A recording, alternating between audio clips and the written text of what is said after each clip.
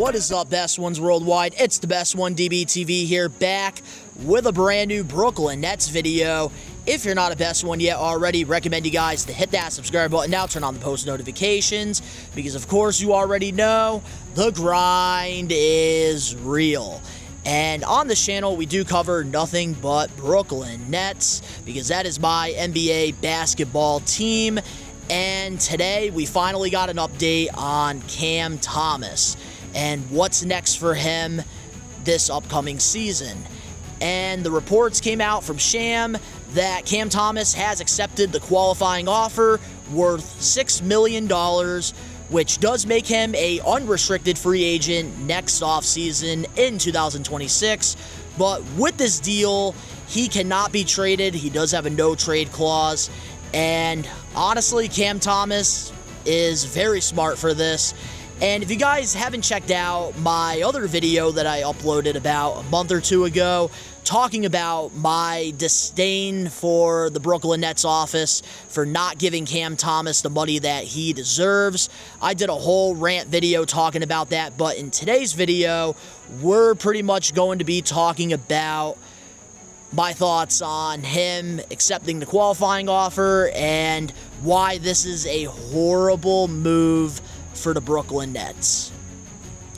We finally got a homegrown star in Cam Thomas. He was drafted late in the first round back in 2021, and the man is literally a walking bucket, and I feel like the Brooklyn Nets franchise never gave this man a real opportunity to just play his game, because I feel like he can literally be an Isaiah Thomas on the Boston Celtics if you actually got him some defenders around him, because the man can score.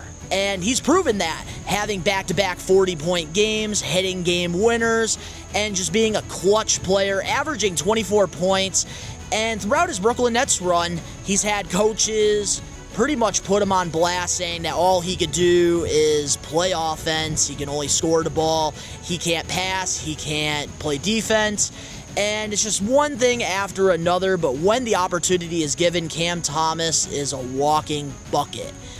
But with him taking this deal, the Brooklyn Nets are pretty much fucked in this situation, because now we're not going to be able to get any value for Cam Thomas, because after this season, he is going to be a free agent, and we can't trade him, because when a restricted free agent can't come to terms with an NBA team, usually 99.9% of the time, that means that they do have a no-trade clause, meaning that Cam Thomas gets to choose where he goes. So if we do get a trade, somebody's interested in Cam Thomas, has to go through him first before the Brooklyn Nets office, and that is scary. But let's talk about it from Cam Thomas's perspective and probably what his agent is telling him. Cam Thomas knows that the Brooklyn Nets are probably going to be the worst team in the NBA this upcoming season. They are in full rebuild mode, which is probably why the front office realistically doesn't want to throw all of this money to Cam Thomas, because there's no point in giving him all this money when we want to tank, we want to lose, we're not competing for anything. And basically, with the way the front office is with the Brooklyn Nets, Cam Thomas can't get traded now because of the no-trade clause, and now we're not going to be able to trade him at the deadline, which is not good, because if you aren't going to build your future around Cam Thomas, you should have went out and got something. Like, I did see some reports about the Detroit Pistons being interested in Cam Thomas, and we could have done a sign-and trade with them where we could have gotten Jaden Ivey. But now the Brooklyn Nets are going to let a 24-point-per-game scorer, that's literally a walking bucket, walk away for nothing. And I'll tell you this right now, next offseason, there is going to be a lot more cap space in the NBA, which is why a lot of these restricted free agents haven't re-signed with their teams. I believe right now, Jonathan Kuminga of the Golden State Warriors, he's one of those guys right now that's still trying to get the right money, but the Warriors don't have the right role for him that he wants. And pretty much, like, this is a scenario that we're seeing. I think there's a lot of talented NBA players that surprisingly are not on teams right now. We're about to be going into training camp soon. We're in September. The season starts in 1 month. Yet some of these players like Russell Westbrook, Markelle Fultz, don't have NBA contracts. Even the great Ben Simmons, which he is contemplating on retirement. I guess that those reports came out today, which, hey, by all means, man, go play your Call of Duty, go chase your dreams. But, man, there's so much talent right now in the NBA, like, where they're going overseas because there's only 30 NBA teams, and I do feel like the NBA, especially with ratings and how talented the league has become, we really need to get an expansion. We need to get Seattle a team. We need to get Las Vegas a team. We need to get the expansion going on because there's just way too much talent to be sitting in free agency. Like Cam Thomas, the man should be signed to a team. He shouldn't be taking a $6 million offer. You kidding me? I feel like Cam Thomas has proved himself already to be worth $20 to $25 million per season. And the fact that no team is offering him that just tells you how talented this league really is. And I think if we had an expansion, I guarantee a Seattle or Las Vegas would have threw Cam Thomas the money that he rightfully deserves. And I'm going to call it like it is. Next offseason, when Cam Thomas leaves and the Brooklyn Nets get nothing, he's going to go on and he's going to be playing the best basketball possible, and it's not going to be in a Brooklyn Nets jersey because our front office fucking sucks. So pretty much that is what happened, ladies and gentlemen. Cam Thomas accepted the qualifying offer. As a Brooklyn Nets fan, I'm excited that we are going to get to see him one final season in a Brooklyn Nets uniform doing what he loves, and that's playing ball.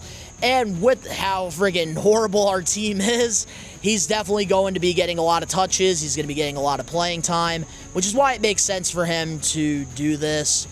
But it's unfortunate that the Nets, we're not going to be getting anybody in return for Cam Thomas when we probably could have gotten multiple first-round picks for the guy. We could have gotten a young player. We could have gotten something, but now because he accepted this offer, we can't because of the no-trade clause. And next offseason, I won't be surprised if a team like the Charlotte Hornets or the Detroit Pistons or the New Orleans Pelicans or the Washington Wizards, a team that is trying to get into the playoffs, trying to get over the rebuild hump, signs Cam Thomas and he takes his game to the next level. And I will say, if there was a team besides the Brooklyn Nets that I would want Cam Thomas to play for, I would have to say Detroit Pistons. I think him and Cade could be such a great dynamic duo, and Cade Cunningham wouldn't have to do all the scoring. He would have Cam Thomas to rely on. And I think that could really take Detroit out of the first round, and that could be a huge move to really get them into contention. But I don't think people are ready to have that conversation yet. I think Cam Thomas is going to go out, prove to all 30 NBA teams that he is worth more than $6 million. And, man, he's going to ball out, and there's going to be the people that were criticizing him before all of this. They're going to say, damn, Brooklyn Nets, you fucked up, and the entire league's going to laugh at us like they always do because that is the Brooklyn way, unfortunately. But, hey, the New York Knicks, you guys are not winning a championship this season. Just want to put that out there. But let me know, guys, in the comment section below your thoughts on the Cam Thomas situation. Do you think he made the right move by accepting this qualifying offer? Let me know. Are you sad? Are you pissed? I know I'm pissed about this. But, hey, Cam Thomas has got to do what's best for him, and if the front office isn't going to get behind him, then he might as well do this as a big fuck you to the front office for not really giving this man an opportunity. But if you guys enjoyed this video and you guys want more stuff throughout this upcoming NBA season, make sure to smash that like button now because I do want to get back into making content, and I'm probably going to do content like this where it's just one take. I just talk to you guys, and I even have this new DJI camera that I really want to start using more. And honestly, talking about basketball might be the way to go. But if you guys are not a best one yet already and you're a Brooklyn Nets fan like myself, please hit that subscribe button now, turn on the post notifications, because I know this upcoming season, I do plan on going to a couple NBA games. I know my buddy that's a Golden State Warriors fan and myself, we are going to go. to the Nets and Warriors game at some point, so I might even end up vlogging that while I'm out there.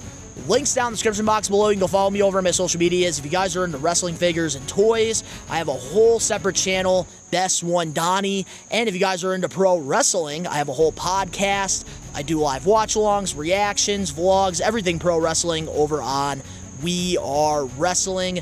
That's where I am full-time, active. So if you guys want to go follow me on there, the links are down in the description box below. And go follow me all over on my social medias. Go follow me on X because I do like to tweet a lot about basketball. And you can go follow me on Instagram as well at Best One Donnie.